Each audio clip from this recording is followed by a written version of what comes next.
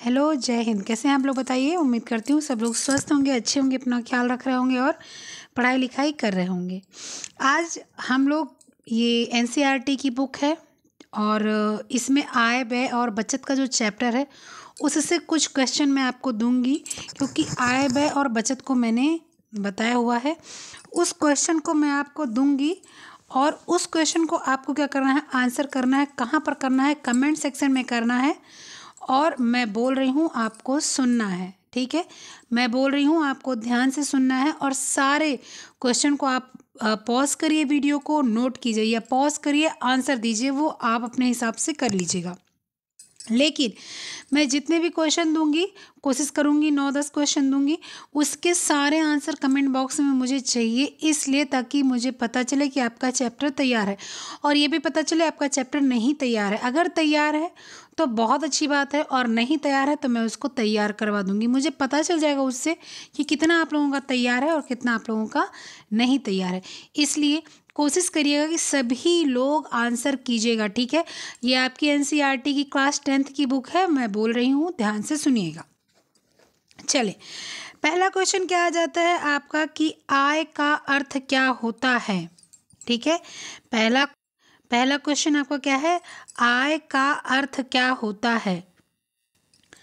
भेंट या उपहार जो कि आय के श्रेणी में आते हैं, नौकरी में या कार्य के साथ साथ प्राप्त होने वाली निःशुल्क सेवा क्या आय में आते हैं, वार्षिक, मासिक, साप्ताहिक इत्यादि नियत समय पर होने वाली अर्जित धनराशि क्या आय में आती है, उपर्युक्त में से कोई नहीं।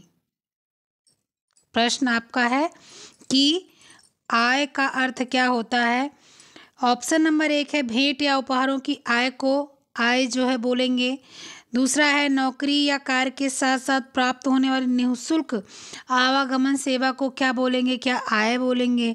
या आपका दैनिक, साप्ताहिक, मासिक एवं वार्षिक इसको नियत समय पर होने वाली अर्जित धनराशि को आय बोलेंगे, या उपर्युक्त में से कोई नहीं। पहला क्वेश्चन। दूसरा क्वेश्चन आपका क्या बनता है, आइए देख लेते हैं। दूसरा क्वेश्चन क्या है? पारिवारिक आय के स्रोत हैं। पारिवारिक आय के स्रोत हैं। क्या वेतन है, क्या मजदूरी है, क्या बागवानी है, या उपर्युक्त सभी। पारिवारिक आय के स्रोत हैं वेतन, मजदूरी, बागवानी, उपर्युक्त सभी। तीसरा क्वेश्चन क्या है? आय के कितने प्रकार होते हैं? 2, 3, 4, 1। आय के कितने प्रकार हैं? 2, 3, 4, 1, ठीक है। क्वेश्चन नंबर चौथा है कि आय के प्रकार में प्रत्यक्ष आय किस प्रकार की आय होती है? आय के प्रकार में प्रत्यक्ष आय किस प्रकार की आय होती है? धनराशि के रूप में मिलती है, धनराशि के रूप में देना होता है, धन देकर अर्जित किया गया धन, या धन देकर अर्जित किया गया वस्तु। इनमें से बताना है आपको कि प्रत्यक्ष आय कौन कौन सी आय है। फिर से सुन लीजिए कि आय के प्रकार में प्रत्यक्ष आय में क्या आता है। आपका क्या आता है बताना है। वेतन के रूप में अर्जित की गई आय, रुपए देकर अर्जित किया गया धन, रुपए देकर अर्जित किया गया राशि, या रुपए देकर अर्जित किया गया वस्तु सामान, ठीक है। आपको क्या करना है, पॉज करना है, आंसर लिख लेना है, फिर उसी की आपको ABCD करके पहले का A, दूसरे का B, तीसरे का C, चौथे का D इस तरह से डालना है। या आप क्वेश्चन नोट कर सकते हैं, उसका आंसर आप देंगे तो अच्छा है, नहीं देंगे तो कोई बात नहीं, आपके पास क्वेश्चन हो जाएगा। क्वेश्चन अच्छे हैं। पांचवा क्वेश्चन आपका क्या है? वेतन किस प्रकार की आय में आता है? वेतन किस प्रकार की आय में आता है? प्रत्यक्ष, अप्रत्यक्ष, दोनों, कोई नहीं। प्रत्यक्ष, अप्रत्यक्ष, दोनों, कोई नहीं। 6वां प्रश्न आपका क्या आता है कि आवागमन एवं स्वास्थ्य किस प्रकार की आय में आता है? आवागमन एवं स्वास्थ्य किस प्रकार की आय में आता है? ठीक है, प्रत्यक्ष, अप्रत्यक्ष, दोनों, कोई नहीं। प्रत्यक्ष, अप्रत्यक्ष, दोनों, कोई नहीं। यहाँ पर आपको ध्यान क्या देना है, मैं यहाँ पर डिफाइन कर दूँ, थोड़ा सा आपके लिए आसान कर दूँ। जो चीज़ रुपए देकर मिलती है वो अप्रत्यक्ष आय है, और जो चीज़ आपको बिना कुछ दिए मिलती है, मतलब आपने अपना मेहनत खर्च किया, उसके बदले में आपको मिला, आपके मकान से किराया आपको मिला, ठीक है, आपको किसी ने लाकर कुछ दिया, ठीक है, आप जहाँ पर रुपए नहीं लगा रहे हैं उसके बदले में आपको चीज़ें मिल रही, सिर्फ रुपए की बात हो रही है, तो वो आ जाता है अप्रत्यक्ष आय में। ठीक है, चलें, प्रत्यक्ष अप्रत्यक्ष में प्रत्यक्ष वो जहाँ रुपए नहीं लगाते, और अप्रत्यक्ष जहाँ रुपए लगाते हैं। ठीक है, 7वां क्वेश्चन आपको क्या है, आइए देख लेते हैं। भोजन, कपड़ा, मकान किस प्रकार के आवश्यकता में आता है? भोजन, कपड़ा, मकान किस प्रकार की आवश्यकता में आता है?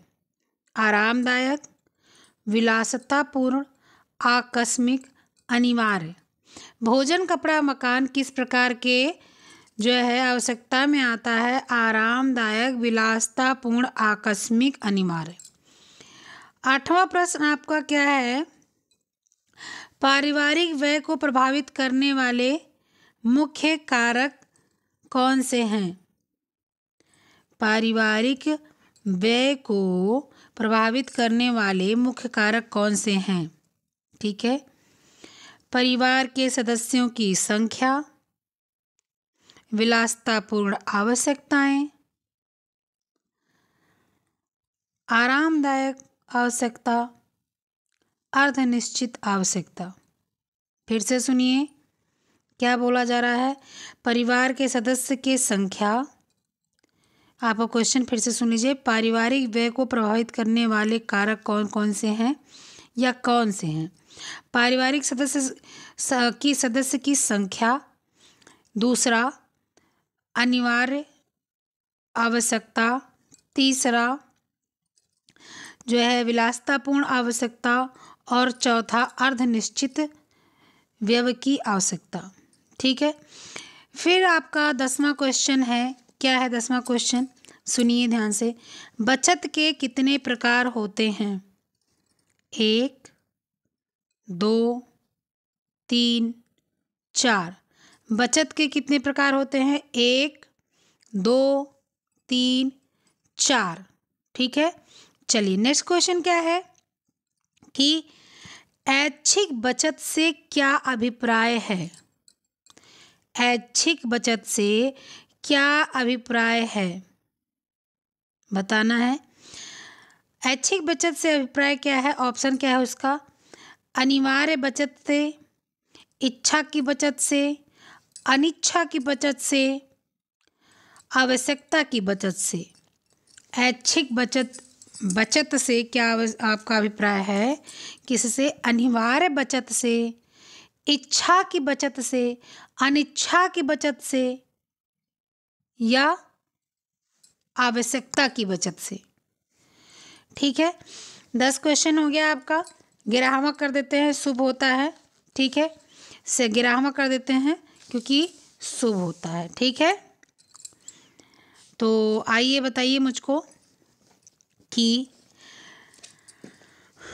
प्रधानमंत्री जन धन योजना कब शुरू हुई? प्रधानमंत्री जन धन योजना कब शुरू हुई? 15 अगस्त 2014, 12 अगस्त 2014, 16 अगस्त 2014, 13 अगस्त 2014। फिर से सुनिए, प्रधानमंत्री जन धन योजना कब शुरू हुई? 12 अगस्त 2014, 15 अगस्त 2014, ठीक है, 11 अगस्त 2014, 18 अगस्त 2014 बताना है आपको, ठीक है। तो ये आपके 11 प्रश्न थे। किससे थे आपके? आय व्यय, किससे थे?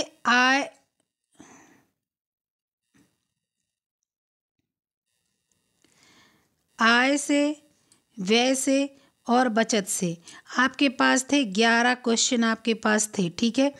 आंसर सब लोगों को देना है।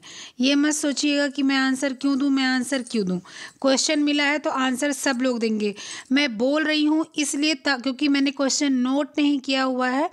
मैं ऐसे ही क्वेश्चन आपको मैं नोट करके दूंगी, ठीक है, या मैं लाइव सेशन में आपसे पूछूंगी, ठीक है। तो जो है इसलिए आप लोगों को जो है इसका आंसर देना है। नहीं आप लोग अगर दे पा रहे हो कोई बात नहीं, आप लोगों को समस्या कोई समझने की ज़रूरत नहीं है। आप लोग नोट करना, नोट करने के बाद जितने लोग ग्रुप पर ऐड हो सब लोग पिक्चर क्लिक करके भेज देना।